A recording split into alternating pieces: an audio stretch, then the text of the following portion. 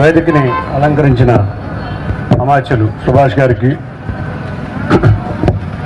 మేరా గారికి, రఫీ గారికి,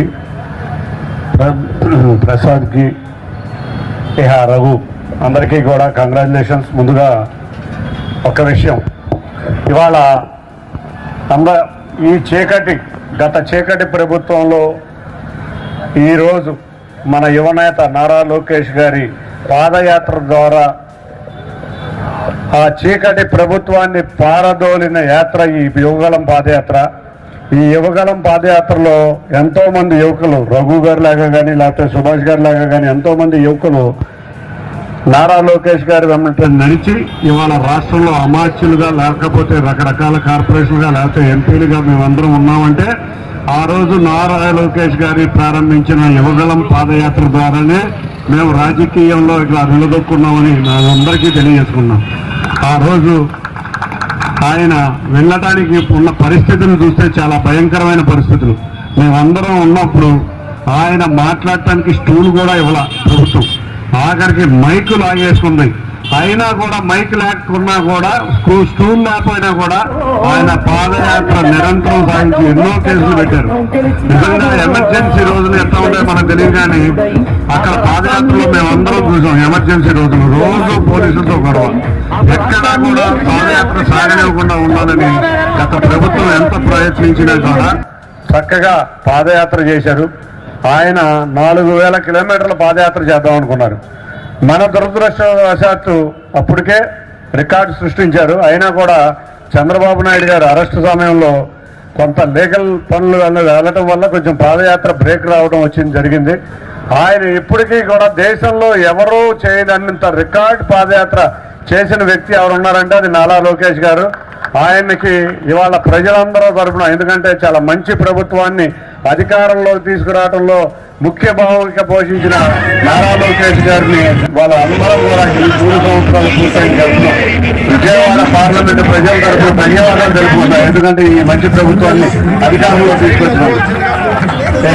విజయవాడ నగరంలో ఆయన పాదయాత్ర ప్రవేశించినప్పుడు చూస్తే ఒక ప్రేమత్వం, చూస్తే ఆంధ్రప్రదేశ్ లో ఎక్కడా తరగని విధంగా ఒక రికార్డు స్థాయిలో పాదయాత్ర విజయవాడ నగరంలో చెప్పారు. ఆయన ఎప్పుడు కూడా గుర్తుంగా ఉండాలని విజయవాడ నగరంలో ఒక బేభత్సం సృష్టించారు నా పాదయాత్రలోనే. మీరందరూ సృష్టించడం వల్ల అంత బ్రహ్మాండమైన సక్సెస్ అయింది. ఇక రఘు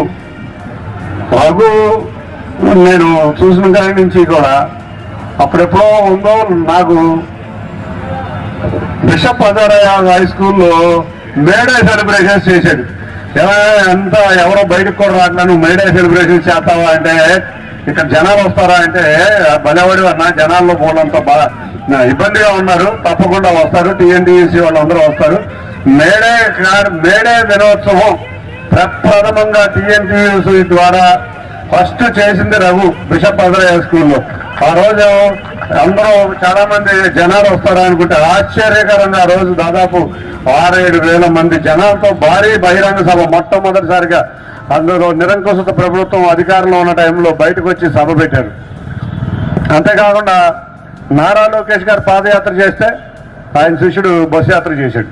మొత్తం రాష్ట్రం అంతా బస్సు యాత్ర చేసి ఇవాళ అవేర్నెస్ చేశాడు. అనంతపురంలో అయితే నడుము కూడా బ్యాక్ బోన్ కూడా పోలీసులు తోసేయటం వల్ల బ్యాక్ బోన్ కూడా ఇబ్బంది పడి ఆపరేషన్ చేసుకోవాల్సిన పరిస్థితుల్లో కూడా బ్రహ్మాండంగా తిరిగాడు. కాబట్టి ఇటువంటి యువకులందరూ, సుభాష్ గారు లాంటి యువకులు, ఇటువంటి యువకులందరం కూడా నారా లోకేష్ గారి సారథ్యంలో 2047 స్వర్ణాంధ్ర చూడాలంటే అది నారా లోకేష్ గారి ద్వారా. తప్పకుండా అందరం కూడా మంచి ప్రభుత్వం ప్రజలందరూ ఒప్పుకున్నారు. మొన్న కూడా రఘు వచ్చి అన్న ఆటోలు ఇద్దాం, ఒకసారి లీడ్ బ్యాంకర్ని పిలవండి అంటే మన ప్రియాంక గారిని ఆఫీస్కి పిలిచాం. లీడ్ బ్యాంకర్ ఆంధ్ర బ్యాంకు ఆవిడ మన కృష్ణా జిల్లా. తప్పకుండా అండి, ఎన్ని కావాలి, మీరు చేసే మంచి పని ఎన్ని కావాలన్నా. సుమారు 70 కావాలన్నాం. ఇవాళ 50 ఇస్తున్నాం. 30వ తారీఖు బోండమ్మ గారి పుట్టినరోజు కూడా ఇంకో 20 ఇస్తున్నాం. మొత్తం 70 ఆటోలు కూడా ఇవ్వబోతున్నాం. తప్పకుండా థ్యాంక్ యూ అమ్మా. ప్లస్ గ్రామీణ బ్యాంకు కరుణ్ గారు థ్యాంక్ యూ. మాకు విజయవాడ నగర కార్మికులందరికీ మీరు చక్కగా టైంకి ఆటోలు ఇచ్చారు. మీరు ఇంకోటి గుర్తుంచుకోవాలి, చంద్రబాబు నాయుడు గారు ఆటో కార్మికులు ఇబ్బంది పడుతున్నారని 15,000 రూపాయలు ప్రతి సంవత్సరం 15,000 రూపాయలు కూడా ఇచ్చారు. కాబట్టి మీరు అందరూ చక్కగా వ్యాపారం చేయాలి, అభివృద్ధి చెందాలి. ఏ అవసరం ఉన్నా టీఎన్టీయూసీ నుంచి రఘు వాళ్ళ సిబ్బంది అందరూ ఉన్నారు.